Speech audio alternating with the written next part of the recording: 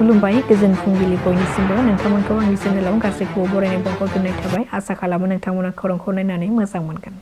ड्राग्सनि हेंथायै गोख्रों सिग्रोमनाय हाबाफारि लानायनि गेजेरजों दकुवा खनायाव गासै 2 ड्राग्स फालांगिरिखौ हमनो हादों। बिसोर सानैनिफ्राय खमैबो 4.92 ग्राम ड्राग्सफोरखौ बोखांनो हादों। जाथायजों सोमोन्दो थानाय 2 सुबुं फारियै बिश्वजित सुतिया आरो रायपेगु मुंनि 2 सुबुंखौबो हमनो मोननाय जादों।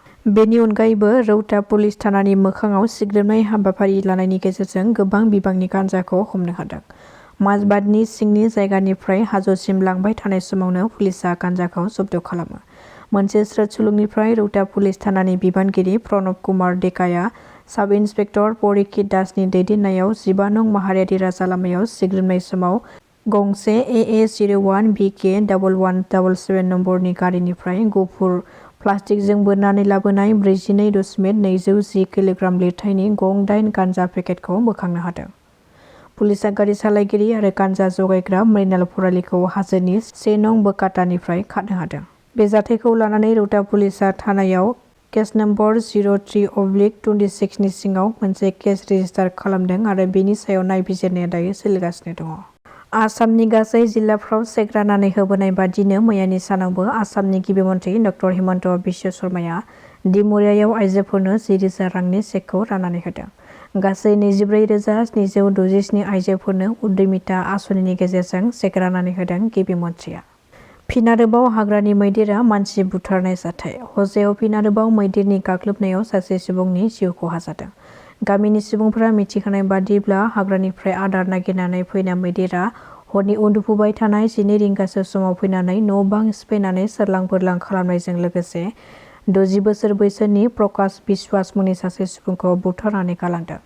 मैदेरा फैनायखौ मिथिनानै गामिनि सुबुंफोर आरो हाग्रा बिफाननि मावथिफ्रा मैदेरखौ जयै होहरनो नाजादोंमोन, नाथाय मैदेरखौ होहरनो नाजानाय समावनो हरखाब उल्थाहै प्रकाश बिश्वास मुंनि सासे सुबुंखौ गाग्लोबनानै जिउ फोजोबो।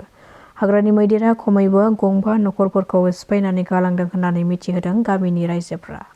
मरिगाव पुलिसआ 3 साइबार दायनिगिरिफोरखौ हमनो हादों।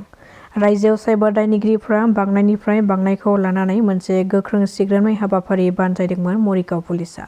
बे सिग्रोमनाय हाबाफारिनि गेजेरजों मरिगाव पुलिसआ मुक्तार हुसेन, बाहारुल इस्लाम आरो मस्ताक आहमेद मुंनि 3 साइबार दायनिगिरिफोरखौ हमनो हादों।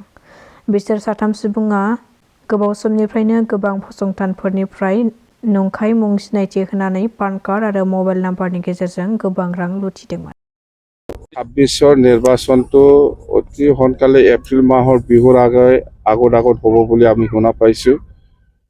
তো ইয়াৰ প্ৰিপাৰেশ্যনটো আমাৰ ফুল ফ্লেজেড হৈ আছে আৰু আমি BPF হিচাপে বা AGP হিচাপে বা BJP হিচাপে বা যিমান NDA পাৰ্টনাৰ আছে কোন দলে কিমান সিট ল'ব সেইটো আজিলৈকে আমাৰ মাজত ফাইনেল হোৱা নাই। মুঠতে আমি বেছি খুজিম, যেনিবা 100টা খোজাত হয়তো 50টাও হ'ব পাৰে বা 80টাও হ'ব পাৰে, এনেকুৱা মুঠতে খোজাত কম হ'ব নালাগে, বেছিকৈ আমি খুজিম, নিশ্চয় এৰা ধৰা হ'ব ইয়াৰ ভিতৰত।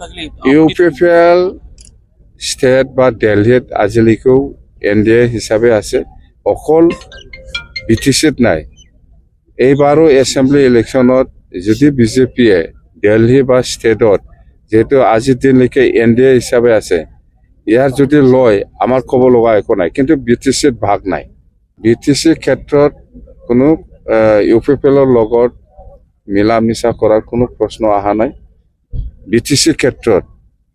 কিন্তু সেইফালে এছেম্বলিত বা MPত যদি BJPয়ে যেহেতু BJPয়ে লিডিং লয় NDA হিচাপে, ইহঁতে যদি কিবা কিবি বুজাবুজি কৰে সেইটো আমাৰ ক'ব লগা একো নাই, কিন্তু আমাৰ লগত বুজাবুজি নহ'ব UPPL।